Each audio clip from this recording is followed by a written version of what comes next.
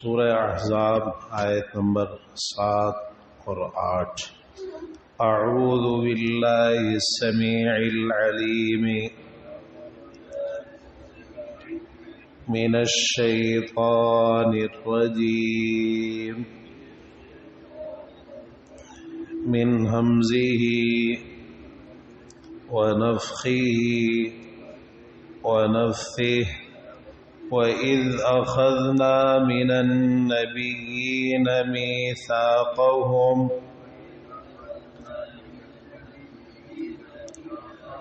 وَمِنْكَ وَمِنْ نُوحٍ وَإِبْرَاهِيمَ وَمُوسَى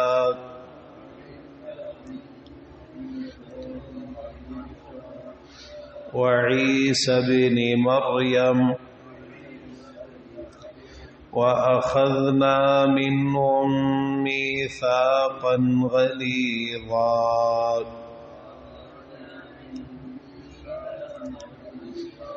لِيَسْأَلَ الصَّادِقِينَ عَنْ صِدْقِهِمْ وَأَعَدَّ لِلْكَافِرِينَ عَذَابًا أَلِيمًا۔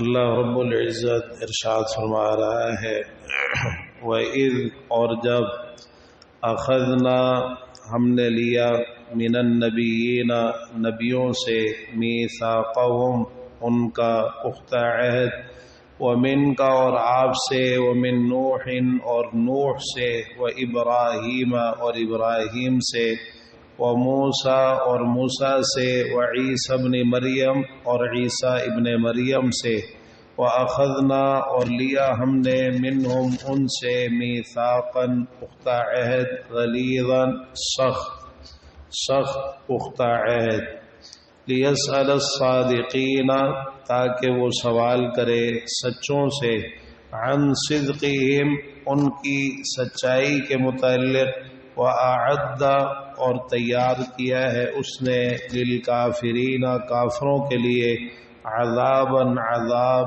علیماً نہایت دردناک۔ اللہ تعالی ہمیں اپنے ہر قسم کے عذاب سے محفوظ فرمائے۔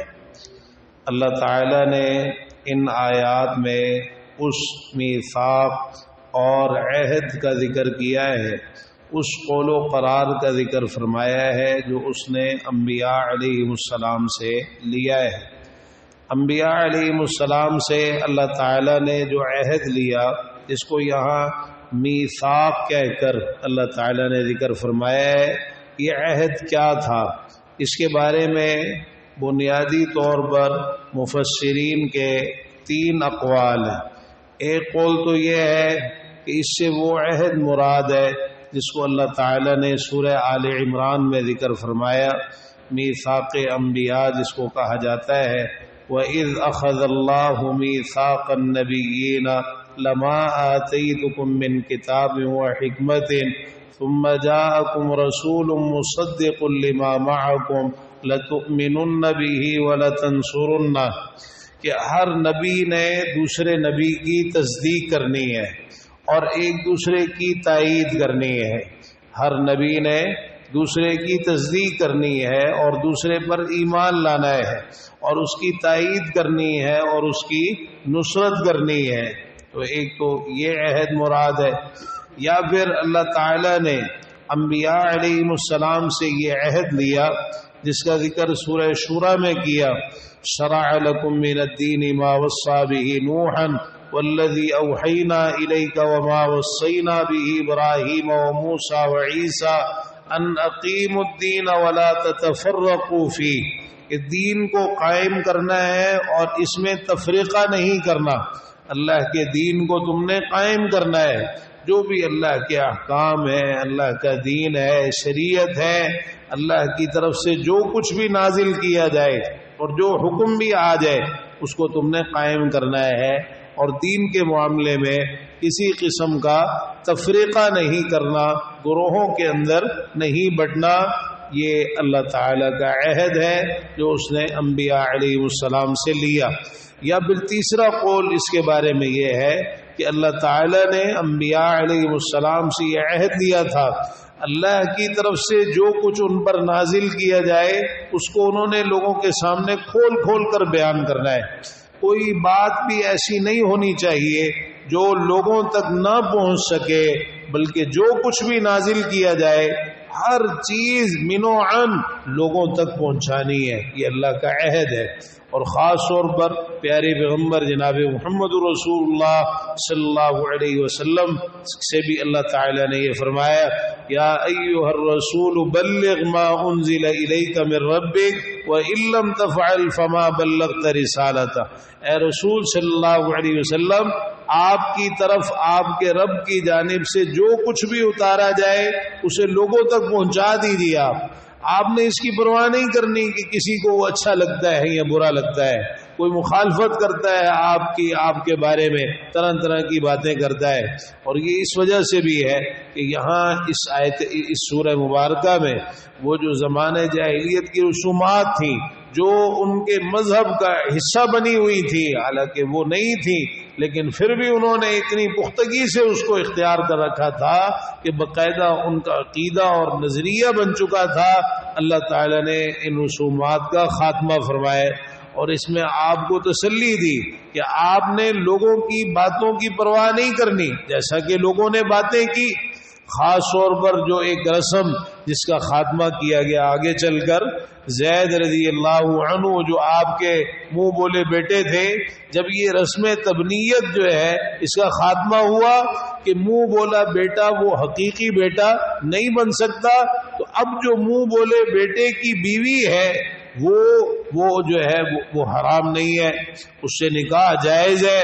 تو جب زینب رضی اللہ عنہ سے آپ کا نکاح ہوا، اس وقت پھر منافقین نے اور جو دیگر اس قسم کے شر پسند لوگ تھے انہوں نے طرح طرح کی باتیں بنائی، اور رسول اللہ صلی اللہ علیہ وسلم کو بھی یہ اندیشہ تھا کہ اگر زینب سے میرا نکاح ہو گیا، جیسا کہ اللہ کی طرف سے آپ کو بتایا جا چکا تھا اور اس چیز کے متعلق آگاہ کر دیا گیا تھا کہ زید نے زینب کو طلاق دینی ہے اور اس کے بعد زینب سے آپ کا نکاح ہوگا، تو آپ لوگوں کے ڈر سے، لوگوں کی باتوں کے ڈر سے آپ اس چیز کو چھپا رہے تھے۔ وَتُخْفِي فِي نَفْسِكَ وَاللَّهُ مُبْدِيهِ وَتَخْشَى النَّاسَ وَاللَّهُ أَحَقُّ أَن تَخْشَاهُ۔ تو اللہ تعالیٰ کی طرف سے آپ کو کہا گیا کہ آپ نے لوگوں کی پرواہ نہیں کرنی، اللہ کے جو احکام ہیں وہ ہر اعتبار سے لوگوں تک پہنچانے ہیں، اور زبانی دعوت کے ذریعے سے بھی اور ان پر عمل کر کے بھی۔ تو فرمایا وَإِذْ أَخَذْنَا مِنَ النَّبِيِّينَ مِيثَاقَهُمْ، اور جب ہم نے انبیاء علیہ السلام سے ان کا پختہ عہد لیا، پختہ قول و قرار، ایک لفظ عہد استعمال ہوتا ہے، ایک لفظ میثاق استعمال۔ میثاق کا جو لفظ ہے اس میں تاکید پائی جاتی، پختہ عہد، پختہ قول و قرار ہم نے انبیاء علیہ السلام سے لیا۔ تو یہ تینوں قسم کے جو عہد ہیں یہ اس میں داخل ہیں، تینوں عہد جن کا ہم نے تفصیل سے ذکر کیا ہے، یہ تینوں عہد اس میں داخل۔ تو تمام انبیاء علیہ السلام کا ذکر ہے یہاں بالعموم۔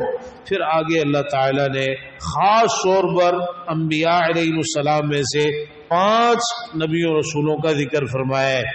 یہ جو 5 انبیاء علیہ السلام ہیں ان کو اولو العزم پیغمبر کہا جاتا ہے، جیسا کہ اللہ تعالیٰ نے فرمایا فَاصْبِرْ كَمَا صَبَرَ اولو العزم من الرسل، آپ صبر کیجئے جس طرح رسولوں میں سے اولو العزم نے صبر کیا ہے، جو عزم والے تھے، پختگی والے تھے، اولو العزم تھے اور صاحب عزیمت تھے رسولوں میں سے، جنہوں نے بڑی تکلیفیں اٹھائیں اور قوم کی طرف سے اذیتوں کا سامنا کیا لیکن پھر بھی ڈٹے رہے۔ تو یہ جو اولو العزم پیغمبر ہیں اللہ تعالیٰ نے خاص طور پر ان کا ذکر فرمایا، اور اس میں بھی آپ کا شرف اور آپ کی جو فضیلت ہے اس کو نمایاں کیا ہے کہ اگرچہ آپ سب سے آخر میں آئے، تمام نبیوں رسولوں کے آخر میں آئے، آپ خاتم النبیین ہیں، لیکن آپ دیکھیے کہ یہاں سب سے پہلے اللہ تعالیٰ نے پیارے پیغمبر جناب محمد رسول اللہ صلی اللہ علیہ وسلم کا ذکر فرمایا ہے۔ تو فرمایا ومن کا، اور آپ سے بھی عہد لیا ہے، سب سے پہلے آپ کا ذکر کیا ہے، اس لیے کہ آپ کا مقام تمام نبیوں رسولوں میں سب سے بلند ہے۔ یعنی ترتیب اس طرح ہے کہ تمام نبیوں میں جو مقام ہے وہ رسولوں کا ہے، رسولوں میں جو مقام ہے وہ اولو العزم پیغمبروں کا ہے، یعنی جو زیادہ مقام اور مرتبہ ہے وہ اولو العزم پیغمبروں کا ہے، اور اولو العزم پیغمبروں میں جو سب سے زیادہ مقام ہے وہ رسول اللہ صلی اللہ علیہ وسلم کا ہے۔ تو فرمایا ومن نوح، اور نوح سے، نوح علیہ السلام اول رسول بعثہ اللہ الی اہل الارض، روئے زمین پر آنے والے سب سے پہلے اللہ کے رسول ہیں۔ ان سے پہلے نبی تو ہوئے لیکن رسول کوئی نہیں ہے، رسول سب سے پہلے نوح علیہ السلام، و ابراہیم، اور ابراہیم علیہ السلام سے عہد لیا۔ ابراہیم علیہ السلام ابو الانبیاء، جد الانبیاء ہے، خلیل اللہ ہے، کہ ان کے بعد جتنے بھی نبی آئے وہ انہی کی اولاد میں سے آئے۔ تو فرمایا کہ وہ موسیٰ، اور موسیٰ علیہ السلام سے عہد لیا، وہ عیسیٰ ابن مریم، اور عیسیٰ ابن مریم سے عہد لیا، وَأَخَذْنَا مِنْهُمْ مِيثَاقًا غَلِيظًا، اور ہم نے ان سے سخت پختہ عہد لیا۔ یہ غلیظہ مزید اس کی تاکید، یعنی یہ ایسا میثاق تھا کہ جو انتہائی سخت تھا اور جس میں بڑی پختگی تھی اور کسی قسم کی کوئی لچک نہیں تھی اس میثاق پر عمل کے حوالے سے، کہ ہر صورت میں عمل کرنا ہی کرنا ہے۔ یہ اللہ کا ایسا میثاق ہے جو نہایت پختہ ہے اور جس میں عمل کی بہت زیادہ شدت اور بہت زیادہ تاکید کی گئی ہے۔ لِيَسْأَلَ الصَّادِقِينَ عَنْ صِدْقِهِمْ، تاکہ وہ سچوں سے ان کی سچائی کے متعلق سوال کرے۔ سچوں سے یہاں مراد انبیاء علیہ السلام ہے، انبیاء علیہ السلام ہے۔ اللہ تعالیٰ انبیاء علیہ السلام سے ان کی سچائی کے متعلق سوال کرے۔ تو یہ سچائی جو ہے مفسرین کہتے ہیں دو طرح کی ہے۔ ایک تو یہ کہ کیا انہوں نے اللہ کے پیغام لوگوں تک پہنچائے یا نہیں۔ نبیوں رسولوں سے بھی قیامت کے دن یہ سوال کیا جائے گا کہ انہوں نے اپنی اپنی قوم کو دعوت دی تھی اور ان کو ڈرایا تھا، ایک بات، اور دوسری بات کہ پھر لوگوں نے کیا جواب دیا۔ یعنی سچائی سے مراد ان کی نبوت اور رسالت ہے، اور جو پیغام انہوں نے اللہ کی طرف سے لوگوں تک پہنچائے تو لوگوں نے ان کا کیا جواب دیا، لوگوں نے ان کو قبول کیا یا نہیں کیا۔ جنہوں نے قبول کیا وہ تو کامیاب، اور جنہوں نے نہیں کیا وَأَعَدَّ لِلْكَافِرِينَ عَذَابًا أَلِيمًا، اور کافروں کے لیے اس نے دردناک عذاب تیار کیا ہے۔ جنہوں نے انکار کیا، کفر کیا، نبی و رسولوں کی دعوت کو قبول نہیں کیا، ان کی نبوت اور رسالت کو نہیں مانا، تو ایسے کافروں کے لیے اللہ نے دردناک عذاب تیار کیا ہے۔ بعض مفسرین یہ بھی کہتے ہیں کہ الصادقین کا لفظ عام ہے، اس میں انبیاء علیہ السلام تو ہیں ہی ہیں، مومن بھی شامل، اہل ایمان بھی شامل۔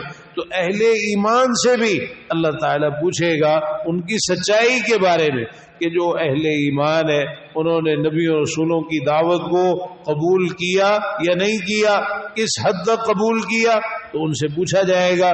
اور جو کافر لوگ ہیں اللہ نے ان کے لیے دردناک عذاب تیار کیا ہے۔ تو اللہ تعالیٰ نے فرمایا کہ فَلَنَسْأَلَنَّ الَّذِينَ أُرْسِلَ إِلَيْهِمْ وَلَنَسْأَلَنَّ الْمُرْسَلِينَ، کہ جن کی طرف رسولوں کو بھیجا گیا ہے ہم ان سے بھی ضرور پوچھیں گے، اور ہم رسولوں سے بھی ضرور سوال کریں گے۔ اللہ تعالیٰ توفیق عطا فرمائے کہ ہمارے عقیدے، عبادات، معاملات، شکل و صورت، لباس، کاروبار، تجارت، چلنا پھرنا، اٹھنا بیٹھنا، سونا جاگنا، اخلاق، گفتار، کردار، خوشی اور غمی کے تمام امور سب کچھ پیارے پیغمبر جناب محمد رسول اللہ صلی اللہ تعالی علیہ وآلہ وسلم کے طریقے کے مطابق ہونا چاہیے. ربنا آتنا فی الدنیا حسنہ وفی الآخرۃ حسنۃ وقنا عذاب النار. ربنا ظلمنا انفسنا وان لم تغفر لنا وترحمنا لنكونن من الخاسرین. اللهم اشفنا واشف مرضانا ومرضى المسلمين یا شافی الامراض اشف مرضانا ومرضى المسلمين. اللهم رب الناس اذهب الباس واشف انت الشافي لا شفاء الا شفاؤك شفاء لا يغادر سقما. ربنا اغفر لنا ولإخواننا الذين سبقونا بالإيمان ولا تجعل في قلوبنا غلا للذين آمنوا ربنا إنك رؤوف رحيم. رب ارحمهما كما ربياني صغيرا. ربنا هب لنا من أزواجنا وذرياتنا قرة أعين واجعلنا للمتقين إماما. اللهم اكفنا بحلالك عن حرامك واغننا بفضلك عمن سواك. اللهم استر عوراتنا وآمن روعاتنا. اللهم إنا نسألك العفو والعافية والمعافاة في الدنيا والآخرة. ربنا تقبل منا إنك أنت السميع العليم وتب علينا إنك أنت التواب الرحيم. وصل اللهم تعالى على نبينا محمد وعلى آله وصحبه أجمعين. سبحانك اللهم وبحمدك أشهد أن لا إله إلا أنت أستغفرك وأتوب إليك. والسلام عليكم ورحمة الله وبركاته.